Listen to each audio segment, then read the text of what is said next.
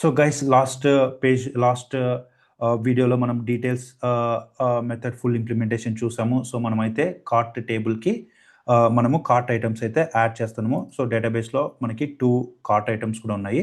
So మనం ఏం చేద్దామంటే ఈ వీడియోలో మనం కార్ట్ కంట్రోలర్ చూసి ఎవరైనా ఆ యూజర్ యొక్క కార్ట్ రికార్డ్స్ని మనము యూజర్లో డిస్ప్లే చేద్దాం. మనం ఒక వ్యూలో డిస్ప్లే చేద్దాం. దానికోసం ఏం చేస్తానంటే నేను ఒక కార్ట్ కంట్రోలర్ క్రియేట్ చేస్తాను. Okay, so right click.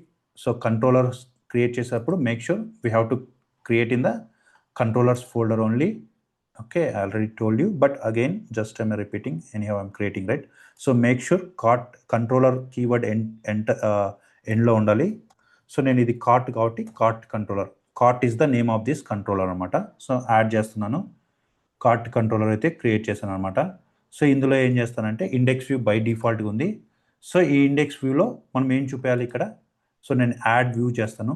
Okay, so by డిఫాల్ట్గా ఉండేది యాడ్ నేను డిఫాల్ట్ ఇస్తాను. index.cshtml ఎంటీ వ్యూ యాడ్ కొట్టేస్తాను. ఓకే, సో ఇక్కడ ఏం చేయాలి మనం ఇందాక చూసిన మన బ్యాక్ ఎండ్ ఈ కార్ట్ ఐటమ్స్ని కార్ట్ రికార్డ్స్ని ఈ వ్యూలో చూపించాలి. So this is for example just a p.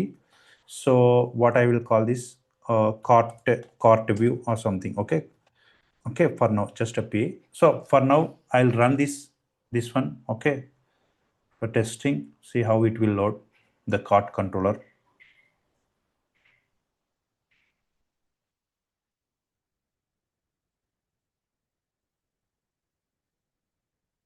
Okay, so మనం కార్ట్ కంట్రోలర్ క్రియేట్ చేసినాం కాబట్టి నావిగేట్ చేసి కార్ట్.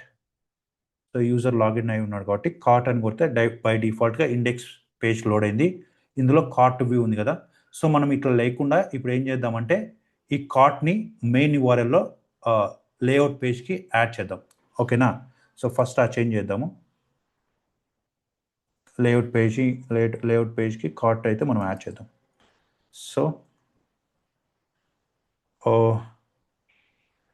ఎక్కడైనా మనం చేయొచ్చు. So even user authentication, so మనం ఇక్కడే చేద్దాం. అడ్మిన్ ప్రోడక్ట్ అయిపోయిన తర్వాత చేద్దాం. ఓకే, సో ఓకే,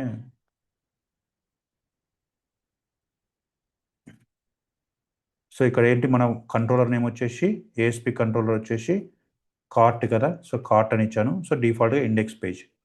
సో మనం దానికి నేమ్ వచ్చేసి ఏమిస్తే బెస్ట్ దానికి నేమ్. సో గైస్ మనమైతే కార్ట్ కంట్రోల్ యాడ్ చేసినాము. సో దీనికి మనము ఒక బూట్ స్ట్రాప్ ఐకాన్ ఇద్దాము. సో బిఐ కార్ట్ అనేది. సో మీకు ఎట్లా తెలుసు బూట్ స్ట్రాప్ ఐకాన్స్ ఎట్లా తెచ్చుకోవాలనేది. సో ఫర్ ఎగ్జాంపుల్ నేను ఈ బిఐ కార్ట్ ఇచ్చాను. ఒకసారి సేవ్ చేస్తాను, మళ్ళీ ఒకసారి చెప్తాను ఎట్లా తెచ్చుకోవాలి. సో మనం ఈ జస్ట్ వచ్చేసి బిఐ కార్ట్ ఐకాన్ ఇచ్చాము. అండ్ బై డిఫాల్ట్గా కార్ట్ ఐటమ్స్ కౌంట్ వచ్చేసి 0 ఇచ్చాను. So later will add this functionality. So for now అయితే మనం ఏం చేద్దామంటే ఒకసారి టెస్ట్ చేద్దాము. సో అది నావిగేషన్ బార్ మెనూ బార్కి వచ్చిందో లేదనేది.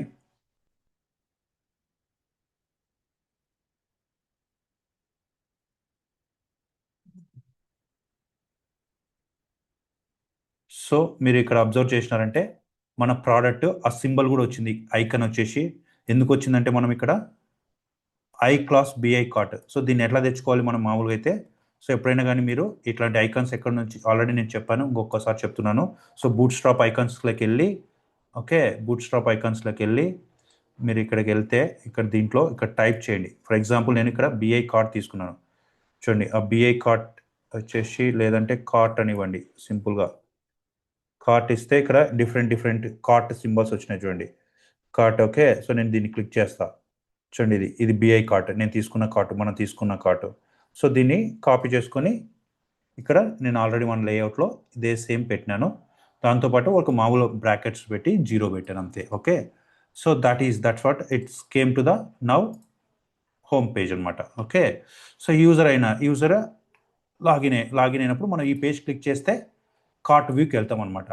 సో ఆ కార్ట్ వ్యూకి ఇక్కడ మనము ఇప్పుడు ఎవరైతే ఆ యూజర్ యొక్క బ్యాక్ ఎండ్ ఆ యూజర్తో ఎన్ని కార్ట్ ఐటమ్స్ టేబుల్లో ఉన్నాయో ఆ డీటెయిల్స్ అన్నీ ఇక్కడ మనం చూపించాలి.